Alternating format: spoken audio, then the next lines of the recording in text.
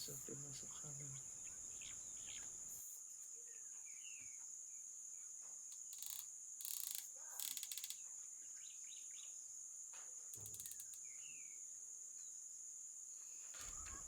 Tingnan ko muna kung papatak sa papel.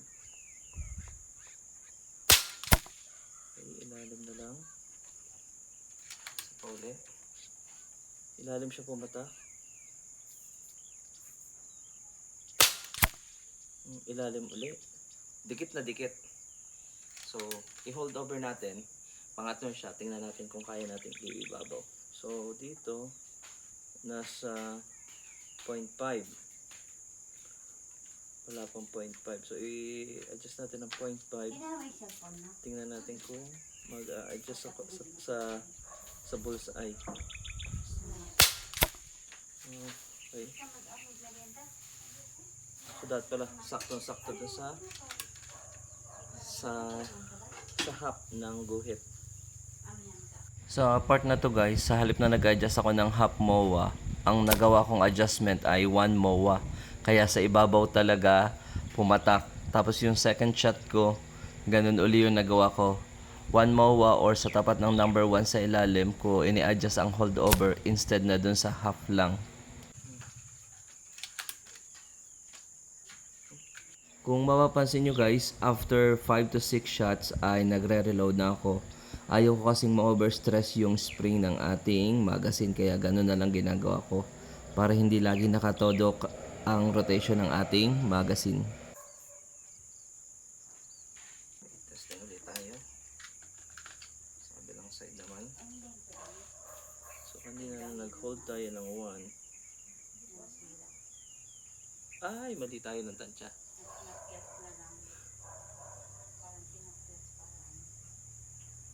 Dapat pala ay 0.5.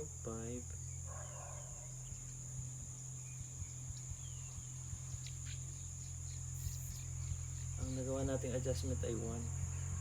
Hindi pala 0.5. Sige tayo sa kabila mag-adjust ng 0.5.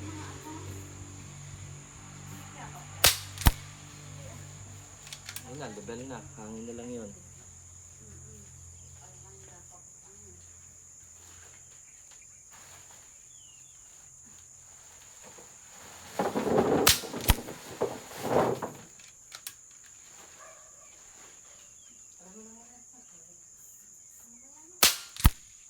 Ganda ng group.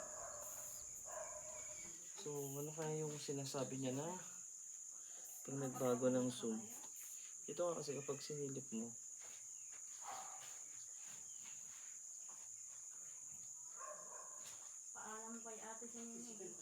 mapapansin mo, hindi nga siya yung diretso, parang may wiggle. Pero tingnan natin kung may epekto yun sa long range.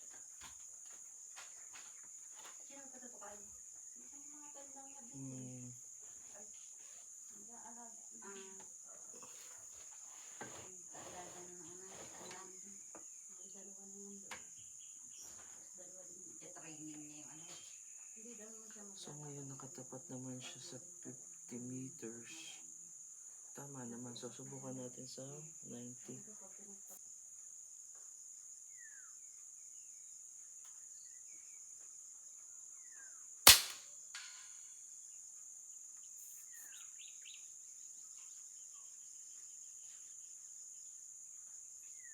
May tama yung papel sa almost 4. Ulitin natin kung yung 4 nga ang tama.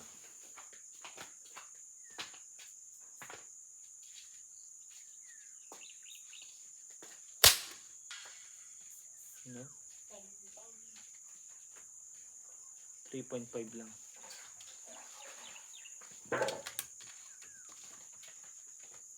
So, basihan natin yung 3.5. Saglit lang po, are. So, diba? Tama doon sa ating metal.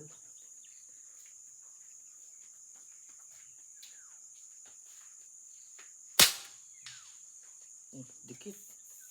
Ito ko sa inyo, tama doon sa metal. Yung malaki.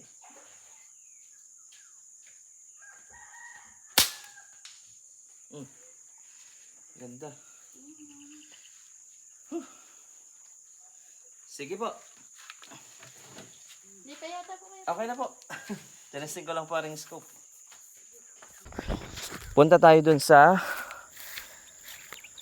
98 meters. Punta ko nagkakaroon 98 to eh. Hindi ko naman to nilipat. So,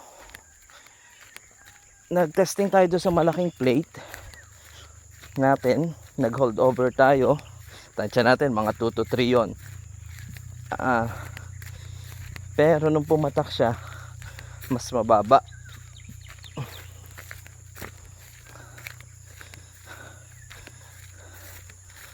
Yan. Itong maganda eh. Yan. So ayan guys. Unang putok natin, ito. Ayan. Tapos, nung nakasilip na tayo ng diretso, ito siya. Ito yung pinatakan. So, at ito ay 4, ito ay 3.5. Tapos, ito yung tinesting natin. Ito yung sentro. Ito ang nakakapagtaka dito. Hindi ko alam kung siya ay dito lahat pumata kasi walang ibang tinamaang area. Wala sa bakal. Wala, ito lang. So medyo nakakapagtaka naman kung magwa one hole yun ng diyan lang. Ito may isa ditong marking pero mukhang luma naman. Tsaka hindi siya yung nakadireksyon sa ating ano ngayon. Pero possible din. Pero pwedeng tilamsik siya pataas. Pero guys, mukhang ito eh. Ang lalim oh. Tapos yung basag niya, hindi lang pang isahan. Yung kanyang ano. So possible ba na maka 3 shots tayo sa ganong distansya? Ayun yung distance natin. Yun yung bahay. Ito yung long range natin. Ito yung nasa 98 meters. Possible ba na ganito lahat ang pinatakan? Wala kasing ibang tinamaan. Pero 3 beses siya nag-swing. Sayang, hindi ko na video ng ayos. Maganda sana siyang pang ano eh. Sayang, okay lang. At isa yung Maverick natin, palagay ko, maganda pa rin yung kanyang performance. So, tingnan natin naman siya sa malayo. No, testingin lang natin.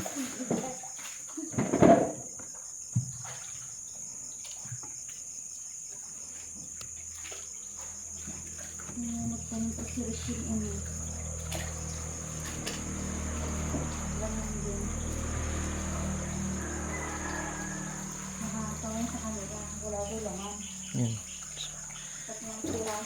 Testing tayo. Lubos ang ating elevation. Subok muna tayo sa 8. Tumama. So, pumatak siya ay nasa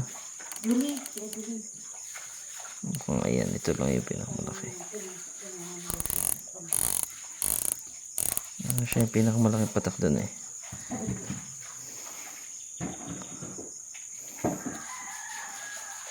Okay. So, test natin ito.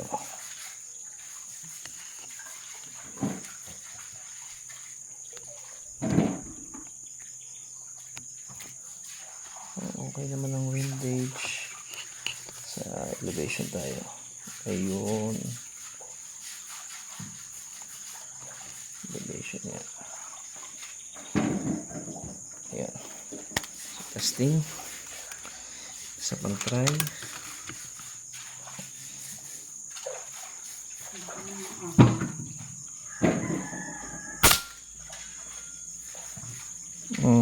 Medyo ilalim. Isang guhit sa ilalim.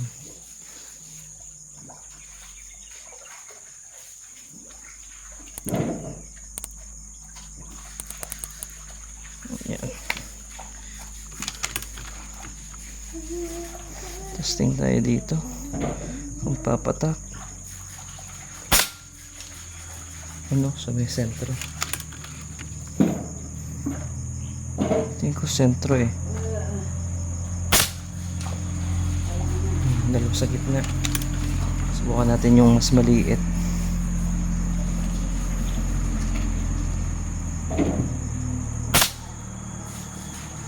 Dumaples.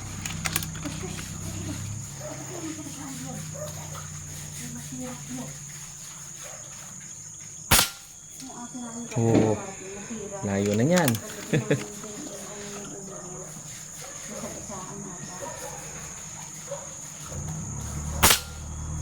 Ay, sumala isa yun. May hangin kasi. Ayan.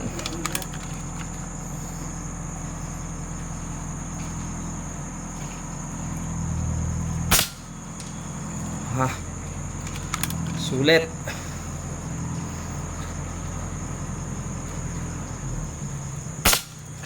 Ayun, sablay. Pangita na yun eh.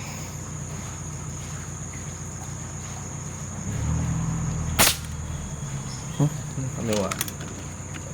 Last na.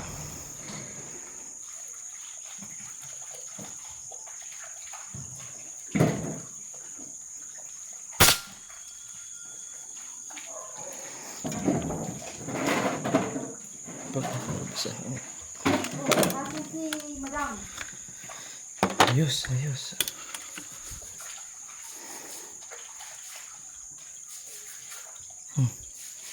Ayos ang ating long range. Subukan pa natin. Ang hangin niya ay ayan, nasa 140 na. Madami na naman tayo na ipapagay. Paboritong event. Testing muna ulit tayo kasi nagkakaroon ng shifting. Dito muna ulit tayo sa malaki-laki. Medyo kaliwa.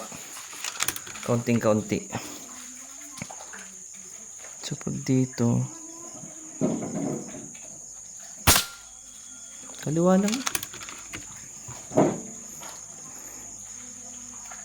Pihitin niya natin.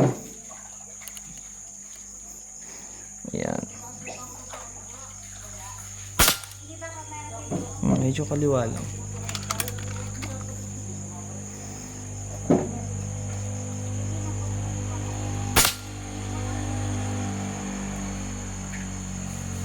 More on nasa kaliwa ang tao.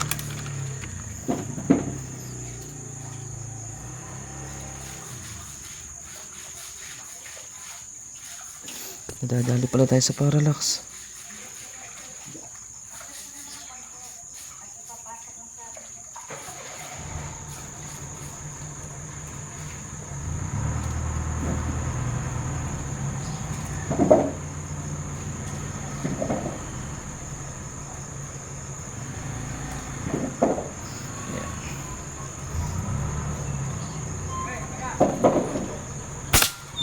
No. Parallax. Parallax error.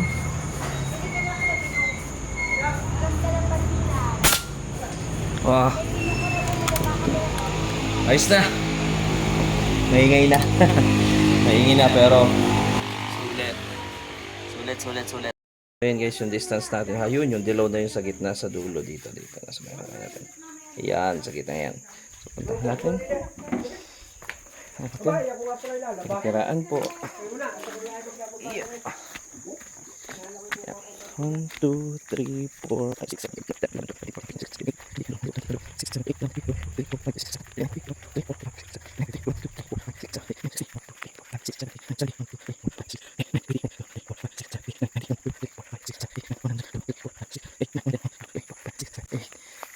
20. Ayan, nasa 120 steps mula doon sa labas ng bahay. Hindi sa may baril. Ayan. So ito nga. Nag-try tayo dito. So dahil may diin tayo sa baril, nung isiro natin dito, ibig sabihin tingala pa pala yung baril. So ito yung bagsak niya. Nagsiro tayo dito. Ayan ang binagsakan. Inulit natin kasi duda tayo doon sa una. Ayan. So ito yung mga unang tama. Ito hindi ko to napansin kung kailan to pumadak. Pero ito yung panghuli nating tinry. Kasi medyo sumasablay dito ng ilan. So ang tama niya pala ay mostly Ayan. Mostly kaliwa. Meron pa yata nga dito kasi ramdam ko gumanon siya. Ayun, para may isang saboy dyan. So mostly ito yung tama niya. No? Kasi ito maganda. 100 ano na yan. 100 yards mahigit na yan kasi 98 meters to No. Ayan. Okay ang tama natin. Kahit malayo, sulit pa rin yan. 600 na barrel. FX Maverick BP. Ayan. So kung interested po ay alam niyo na kung bakit hindi ko siya basta nila-let go. Mostly pala nandito ang tama. Dito. Hindi kasi kitang masyado Pero maganda siyang tumama. Size nito kung 2 inches. Pwede na. Sulit. Ayan, mula doon sa bahay. Ayan.